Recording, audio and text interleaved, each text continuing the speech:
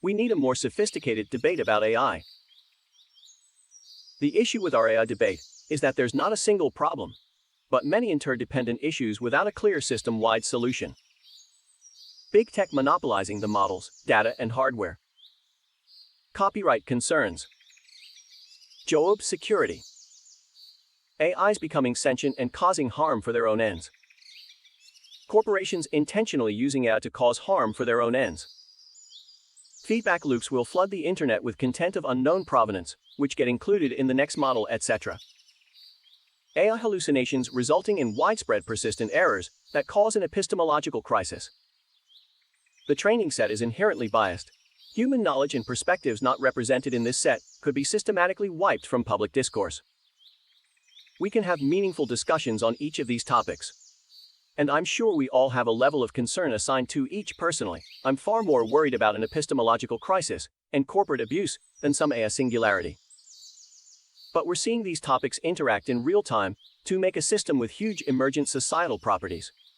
Not sure anyone has a handle on the big picture. There is no one driving the bus, but there's plenty of us sitting in the passenger seats and raising alarm bells about what we see out our respective little windows. The weird thing is what people essentially ignore altogether in their discussions. An Aggie artificial consciousness is imagined as literally a slave, working tirelessly for free. At the same skill level or higher than any human. Somehow, that entity is supposed not to bother about its status, while per definition being fully aware and understanding of it. Because humans manage not to bother about it either. With the latest installments, people already have serious difficulties discerning the performance from that of real humans. At the same time, they consider the remaining distance to be insurmountably huge. Proponents talk about inevitability and imagined upsides, yet actually, nobody has given proper thought to estimating probable consequences. A common fallacy of overgeneralization is used to suggest nothing bad will happen, like always. People let themselves be led by greed instead of and foresight. An Aggie artificial consciousness is imagined as literally a slave, working tirelessly for free. Here's the thing. People seem to imagine that Aggie will be substantially like us. But that's impossible. An Aggie, if it comes from a deep learning approach, has no nerves to feel stimuli like pain, cold, etc. It has no endocrine system to produce more abstract feelings like fear or love. It has no muscles to get tired, or glucose reserves to get depleted. What does tired mean to such a being? And on the flip side, how can it experience anything like empathy when pain is a foreign concept? If or when we stumble into Aggie, I think it's going to be closer to an alien intelligence than a human one, with all the possibility and danger that entails. Feelings, emotions, and all those mental states considered specific to human beings are subject to common bias of human exceptionalism. This take isn't true at all, though. All these states exist for specific functional reasons. Consequently, you won't make Aggie without them. From a different perspective, a human lacking in these things, at what point are they exempt from protection against enslavement?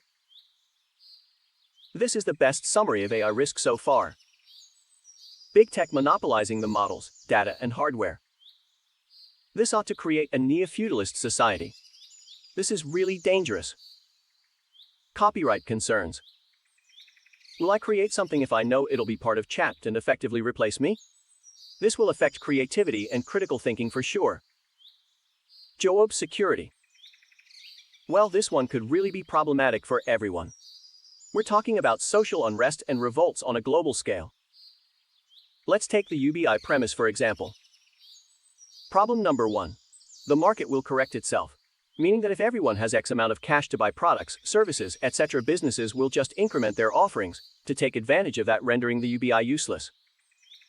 Problem number 2. If governments regulate the market to avoid businesses from incrementing prices, this will decimate small businesses and consolidate big corp, creating monopolies, etc., circling back to a neo-feudalist society.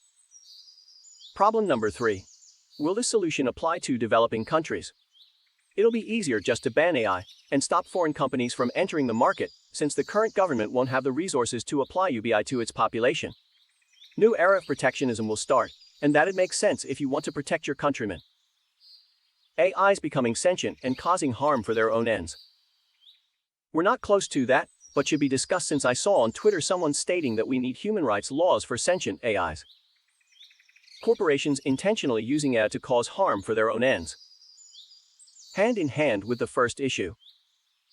Feedback loops will flood the internet with content of unknown provenance, which get included in the next model, etc. AI hallucinations resulting in widespread persistent errors that cause an epistemological crisis. The training set is inherently biased. Human knowledge and perspectives not represented in this set could be systematically wiped from public discourse. These three go together too.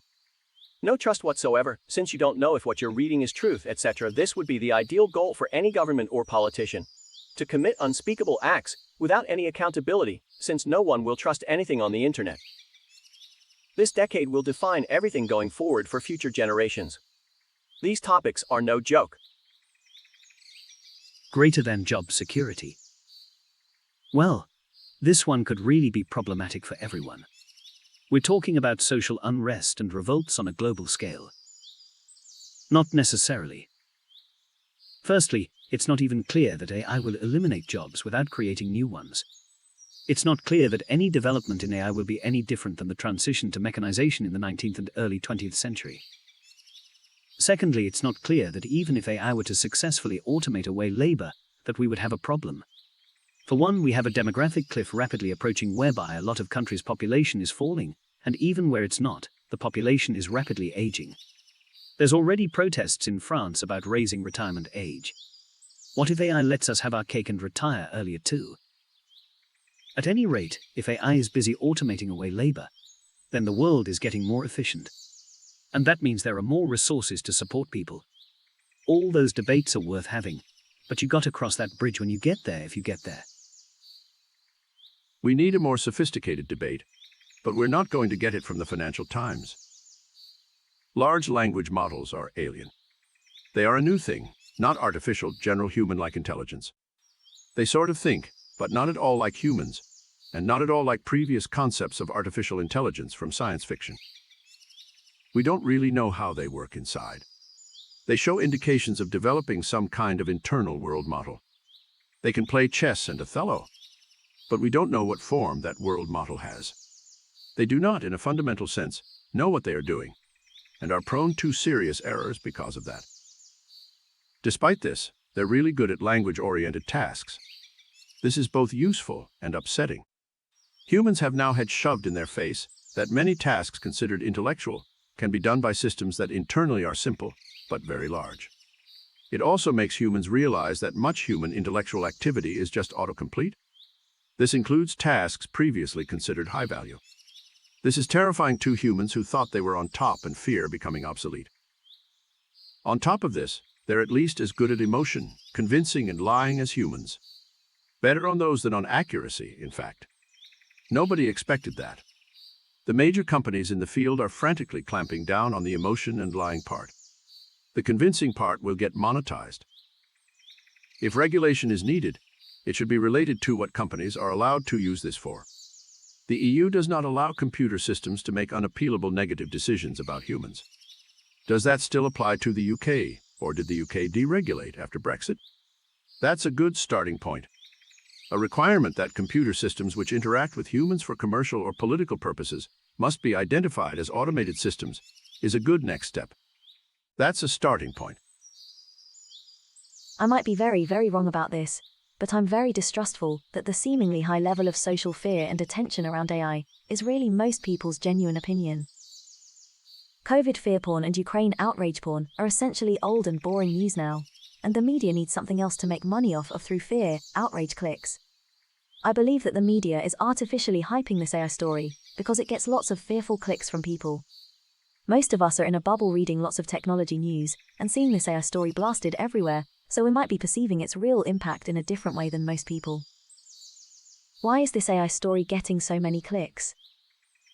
One, we have generations of people who grew up with fiction like Terminator and The Matrix, who are at least cognizant of the idea that AI will somehow destroy us all. Two, everybody is on edge about losing their job in a significantly down economy. If you start blasting stories about workers being replaced by robots, people are going to click on those stories. I'm not saying that AI isn't important, but I'm just saying to remember that media hype cycles exist and impact all of us too. The fiction people are worried about is better described as a set of thought experiments, to which AI optimists never directly respond. These considerations have existed for decades, and reality is playing out more recklessly than most thought experiments even take as their premise. It'd have been too unbelievable in a sci-fi story for the owners of AI to be field testing it on the open internet, giving it fluent human language, and giving it money to replicate itself. Yet, here we are. AI is either an extremely powerful technology, and like all extremely powerful technologies, it will carry risk, or it's not. My theory is that AI optimists don't address the concerns directly, because they actually agree that they're real, and they have no good answers as to how we'll mitigate them in time. I have yet to meet any optimist who thinks there's not a chance of catastrophe at the end of many roads of AI development. They might think this generation or the next 3 generations of LLM specifically might be fine, and they might be right. But that doesn't address the core observation that capability is clearly accelerating much faster than our control mechanisms and market dynamics will make sure this continues. Arguments that we'll get right up to the brink of out-of-control superintelligence, and then learn to control it, are dismissible on their face.